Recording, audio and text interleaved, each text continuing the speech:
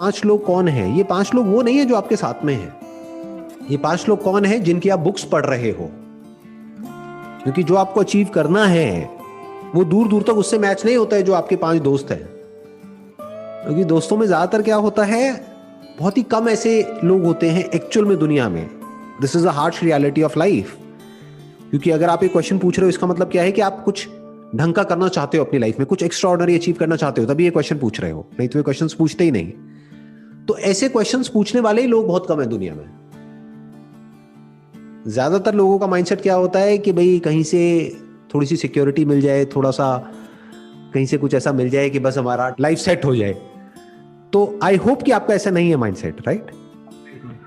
तो अगर आपका माइंडसेट है एक ग्रोथ माइंडसेट, यानी कि मेरे को आगे बढ़ना है और आगे बढ़ना है और आगे बढ़ना है, तो ऐसा माइंडसेट बहुत ही कम लोगों का होता है।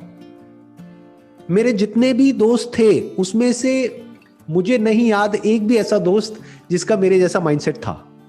तो अब सवाल उठता है, उस वक्त जब YouTube भी नहीं था तब मैंने अपना माइंडसेट ऐसे कैसे बनाया? बुक्स पढ़ के।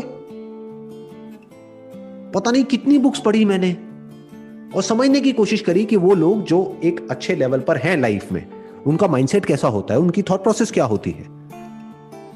इस तरह से आगे बढ़ना होता है लाइफ में। यानी आपको उन लोगों का माइंडसेट समझना है जो एक्चुअल में लाइफ में एक पर्टिकुलर लेवल पर हैं। तो अब दोस्त क्यों जरूरी है? दोस्तों की क्या इंपॉर्टेंस है लाइफ में? क्वालिटी ऑफ वर्क को सस्टेन करने के लिए बीच में रेस्ट चाहिए होता है, बीच में दोस्त चाहिए होते हैं, फैमिली चाहिए होती है। अगर गर्लफ्रेंड है तो बहुत अच्छा है, गर्लफ्रेंड चाहिए होती है जिसके साथ में आप बात कर सको किसी अलग टॉपिक पर।